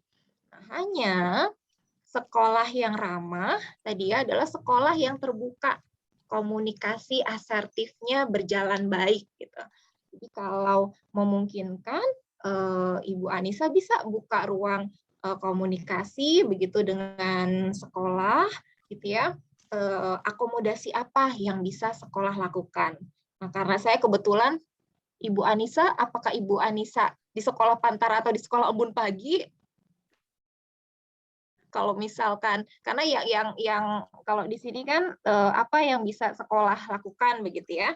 Nah, tapi sejauh sekolah yang ramah anak adalah sekolah yang membuka ruang komunikasi asertif gitu. Jadi membuka apa sih yang menjadi kendala di rumah. Nah, kita cari jalan tengahnya bersama. Yang saya lakukan ini di sini ada orang tua murid dari sekolah saya juga. Terima kasih sudah bergabung. Di antaranya kami diskusikan nih, karena pastinya aturan belajar sekolah dengan aturan di rumah beda, gitu ya. Nah, jadi kita cari jalan tengahnya. Ada siswa yang butuh diajak bicara oleh gurunya, atau diajak konseling, begitu ya, oleh guru BK atau guru kalau di sekolah Bu Woro guru GPK, begitu ya. Ada yang perlu diajak bicara nih. Jadi membentuk penguatan gitu, memotivasi mereka untuk belajar online-nya tertib misalnya. Atau bisa juga kita akomodasi apa yang jadi tanda kutip beban anak ketika belajar online, atau jangan-jangan beban orang tua ketika mendampingi belajar online gitu ya. Misalnya tugas itu terlalu mepet, terlalu banyak begitu. Ini anak saya kebutuhan geraknya tinggi, jadi butuh bergerak dulu. Jadi kalau ngerjain tugasnya banyak, aduh jadinya nggak nyaman nih, bisa kesel, bisa marah-marah, malah tidak kondusif belajarnya gitu ya. Nah, ini bisa dibicarakan dengan pihak sekolah, meminta pemakluman begitu ya, meminta dispensasi begitu Ibu. Jadi kalau di sini Ibu Anissa, saran saya, Ibu Anissa? Iya, boleh nanggepin nggak ya, Bu? Oh iya, silahkan. Bagaimana Ibu? Ya, makasih banyak. Ini aku udah dijawab pertanyaannya. Aku mungkin sedikit nambahin situasi anak aku ya, Bu. Ya, silahkan. Bedanya, kalau yang aku alami, jadi dia itu kalau misal kebetulan sekolahnya ramah anak yang sekarang saya rasakan sih beban kurikulumnya tuh tidak berat, alhamdulillah itu yang pertama. Heeh. Jadi paling nge-Zoom tuh cuman sebentar, terus tugasnya juga nggak banyak, satu hari paling cuma satu tugas. Cuma yang saya mau tanyakan, karena ini online, kan yang banyak berinteraksi di rumah itu kan tentu saya sebagai orang tuanya ya. Sedangkan Iya. kan kalau guru itu ya hanya di online gitu. Nah, eh, karena posisinya saya merasanya nih jadi kurang terasa peran sekolah gitu dalam situasi online, karena kan yang banyak melihat itu kan memang kita orang tua gitu. Beda kalau sekolahnya offline gitu kan, Bu. Nah, kan saya tulis di pertanyaan, saya sedang mengajukan bagaimana seandainya anak saya tidak dimasukkan kategori ABK selama pembelajaran online. Maksudnya karena saya kurang merasakan itu tadi, apa namanya, peran dari sekolah tuh rasanya tidak maksimal atau hampir kurang terasa gitulah. Ya. Bu Nah, Anissa, apakah ya? sudah bisa saya tanggapi langsung ya Bu Afifah? Saya sudah bisa menangkap apa yang disampaikan. Bu Satu Ase? lagi, Bu, satu lagi sedikit. Ya, Dan kondisi khususnya, kalau mungkin anak-anak lain itu yang sifatnya slow learner, kalau anak saya justru kebalikan, jadi dia terlalu cepat menangkap, jadi kayak udah tahu, merasa udah, jadi dia keluar kadang tuh nggak fokus sama Zoom karena merasa udah bisa, udah tahu materinya misalkan, terus dia pergi, atau dia interupsi terus kelasnya gitu, jadi dia bertanya tuh, memberitahu, jadi kan itu mengganggu teman-teman yang lain. Sebenarnya peran sekolah itu sebaiknya seperti apa yang bisa saya Ya. coba ajukan gitu sebagai orang tua, mungkin gitu Bu pertanyaannya. Ya. Bu Asih, mohon izin saya nanggepi ya terkait Ya, dengan silakan, kemanajemenan, Ibu. nggih. Begini Bu Anissa, itu kami alami pada anak-anak kami ya. Anak-anak kami berkebutuhan khusus yang dia itu punya kemampuan akademik yang sama, bahkan cenderung ke cibi begitu. Anak-anak autis itu rata-ratanya seperti itu gitu ya. Nah, yang kami lakukan dengan kesepakatan Bapak Ibu guru, ya, baik itu guru pembimbing khusus yang berlatar belakang PLB, psikolog, maupun guru mata pelajaran yang sudah dilatih, maka anak tersebut kami layani secara reguler, begitu Bu. Bahkan kami berikan pengayaan, seperti itu Bu Anissa. Kemudian yang berikutnya lagi, yang ingin saya ingin tanggapi di sini, Bu Anissa nggak usah bingung tentang anakku ini mau saya usulkan reguler atau anakku ini tetap ABK, nggak usah bingung itu.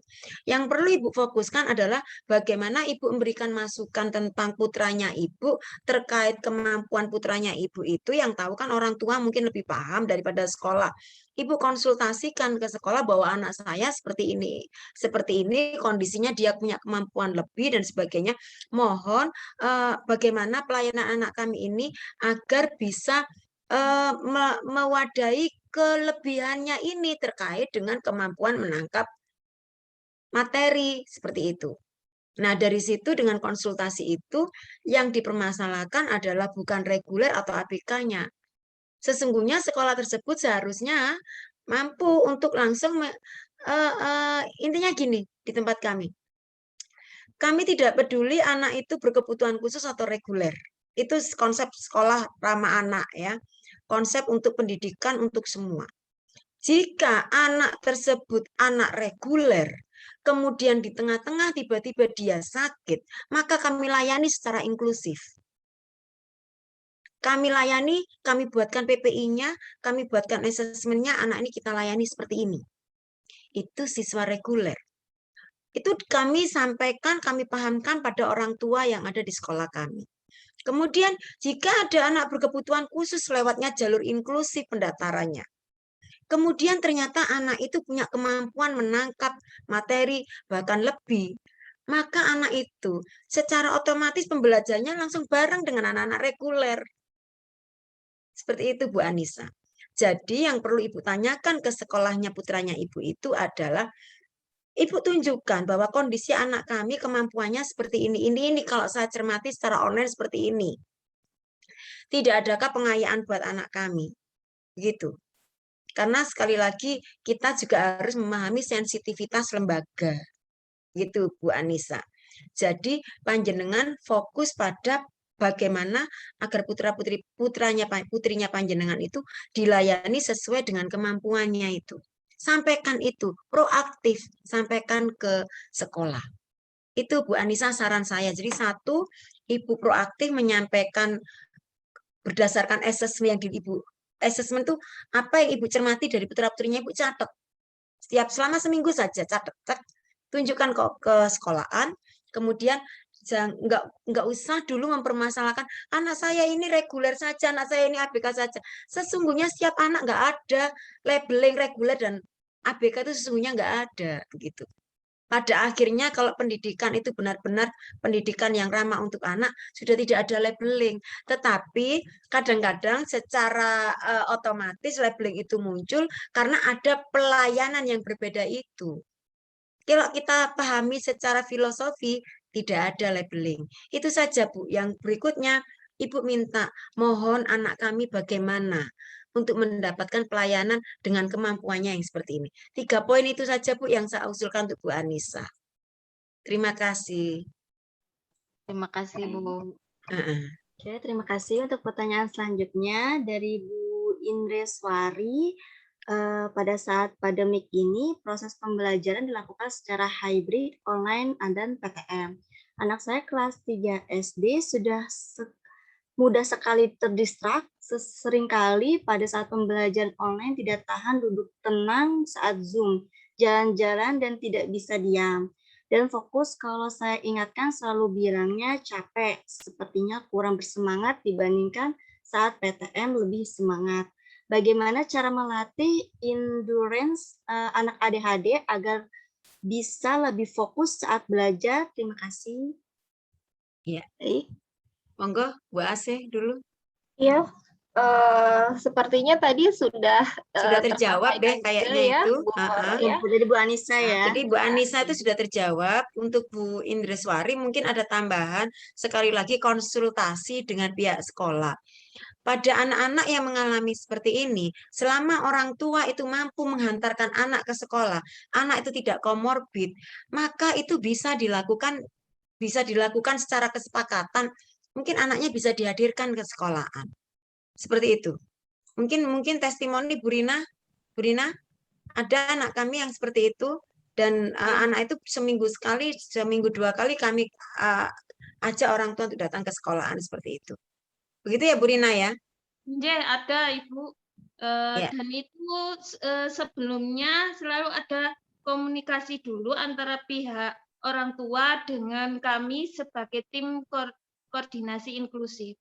Jadi apa kesulitan yang dihadapi orang tua akan diberikan solusinya dengan memberikan beberapa langkah-langkah jika orang tua mengalami kesulitan.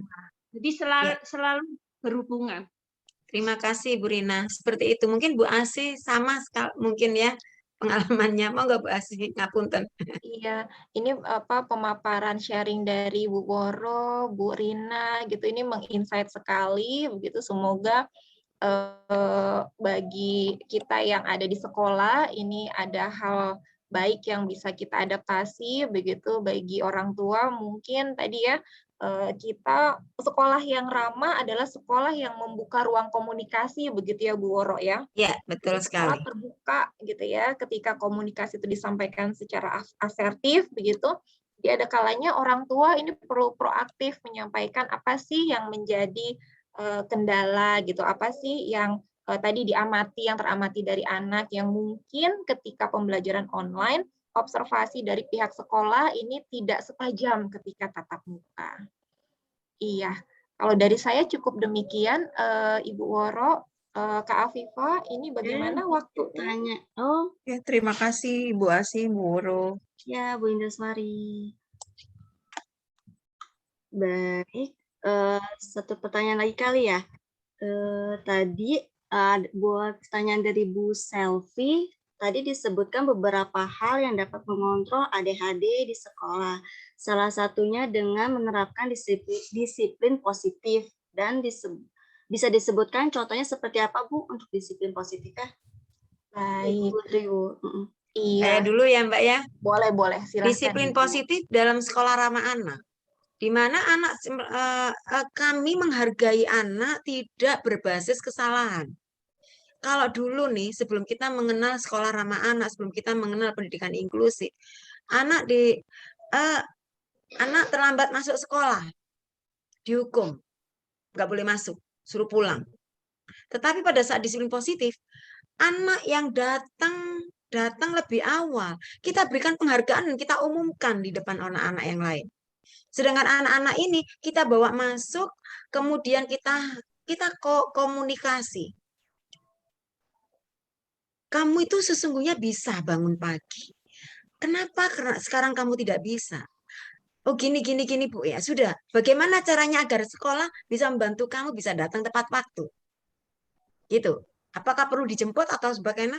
Anak-anak diajak untuk mencari jawaban dari apa yang menjadi kendala saat itu. Itu penerapan kecil, penerapan utuh di lapangan tentang disiplin positif.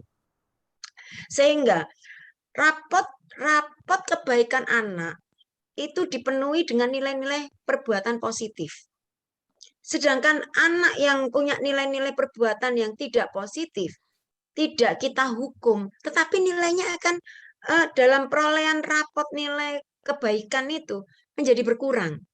Nah, pada saat kita sampaikan, kita umumkan di depan umum, itu akan menjadi motivasi.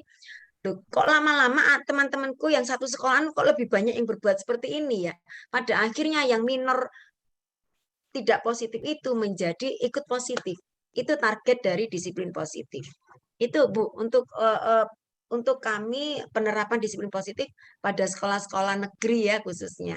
Mungkin swasta juga lebih bagus lagi itu. Karena kan kalau guru-guru negeri itu memang apa ya, kami harus kuatkan mindset untuk terus pemantauan anak. Kalau guru swasta mungkin daya juangnya mungkin lebih kuat lagi itu. Monggo Bu Asih. Iya, sama Ibu. Iya, jadi ini pertanyaan Bu Selvi ini susah saya jawab karena butuh satu sesi sharing saya menjelaskan tentang disiplin positif. Tapi secara umum gambarannya seperti yang Bu Oro sampaikan. Jadi mindset kita ini positif. Jadi kita menganggap anak itu adalah pihak yang sama gitu ya, setara posisinya dengan kita. Jadi kalau disiplin yang otoriter, kita yang berkuasa, anak yang menerima saja tanpa daya gitu. Nah, di disiplin positif kita juga menghargai hak anak, menghargai kebutuhan anak begitu. Nah, Ibu Selvi, mudah-mudahan nanti berkesempatan saya sharing kembali dengan disiplin positif, mudah-mudahan kita bisa ketemu begitu. Sementara ini ada buku yang bagus, bukan buku saya tapi dia bagus, bicara tentang gentle disiplin, ini di toko buku sudah ada. Nah, ini bagus sekali kalau ingin jadi bahan bacaan gitu ya, bisa dibaca. Baik, terima Semoga kasih. menjawab. Tidak terlalu menjawab sebenarnya ya, karena saya justru meminta Bu Selvi bertemu di sesi sharing disiplin positif ya. Ya, terima kasih. Baik, saya Bu kembalikan Asih. ke Kak Afifah. Ya, terima kasih Bu Asih dan Bu Triworo. Boleh izin satu pertanyaan lagi? Silakan. Oke, baik. Ya, ini dari Bu Rahmi. Pada saat penerimaan siswa baru, perilaku apa yang paling menonjol dari ADHD dan instrumen apa yang sebaiknya disiapkan? Terima kasih. Oke. Perilaku apa yang paling menonjol? Ibu Woro, punten, Ibu mau menjawab dulu? Ibu aja. Itu Oke. kompensatoris, monggo. Baik. Jadi memang perlu perlu profesional yang sudah memahami begitu ya. Kalaupun guru ini kenali simptom apa yang muncul. Nah, kalau dari buku panduan psikologi DSM-5 begitu, ada dua ciri umum gitu ya. Yang pertama ini muncul inatentifnya, itu yang ditandai dengan tidak mampu selective attention, jadi tidak bisa menyeleksi mana stimulus yang diperhatikan, mana stimulus yang diabaikan. Kemudian tidak bisa juga sustain attention, tidak bisa mempertahankan atensinya, jadi mudah teralihkan.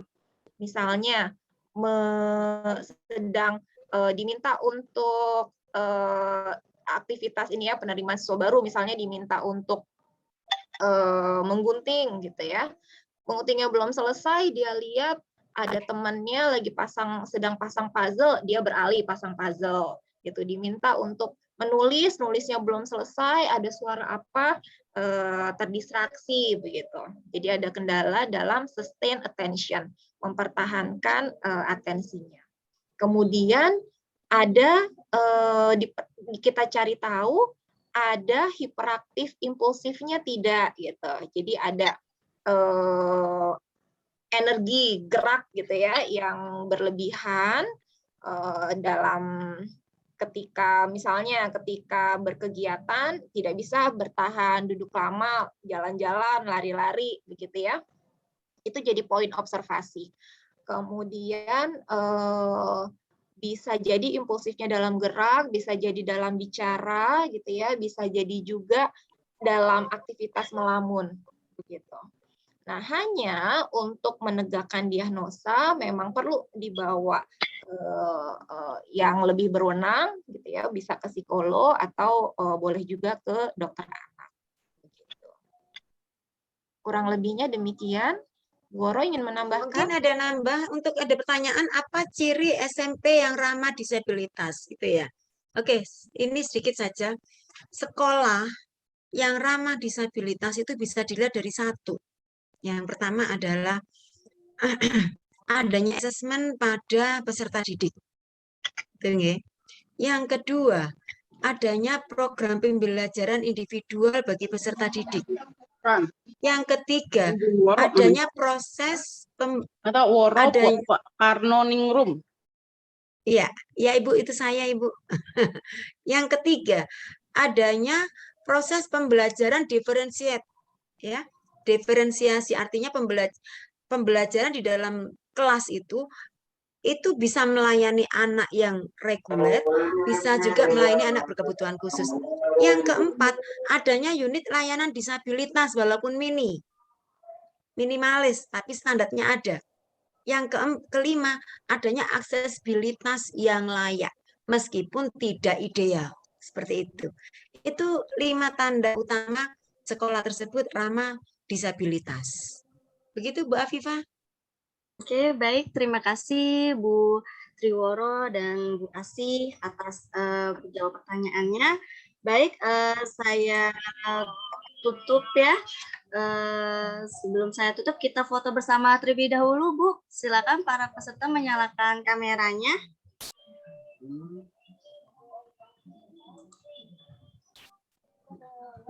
Sinyalnya. Kita pakai ini aja, salam kolaborasi. Nah, Bu Afifah, tangan kita begini, kolaborasi. Bersinergi. Tangannya digenggam seperti ini, berarti kita harus sinergi di mana-mana. Gitu. Iya, betul. Oke.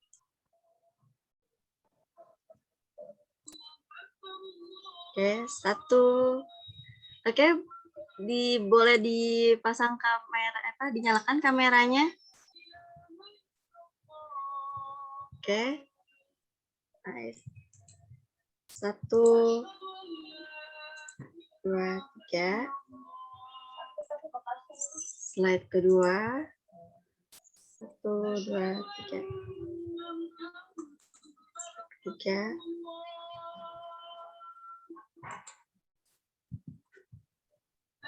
Oke, terima kasih. Terima kasih Ibu Woro, terima kasih Bapak Ibu semua. Ya. Terima kasih kepada pembicara dan peserta hari ini atas kehadirannya. Semoga materi hari ini bisa bermanfaat bagi kita semua. Salam semangat dari kita, komunitas teman ADHD. Wassalamualaikum warahmatullahi wabarakatuh. Sampai jumpa di webinar Terima berikutnya. kasih semua. Waalaikumsalam. Terima kasih. Izinlah. Sukses selalu Bapak Ibu, sehat, cerdas, Terima kasih. berkarakter di seluruh negeri. Amin. Terima Amin. kasih. Izin live, Bu. Ya. Ya, Mama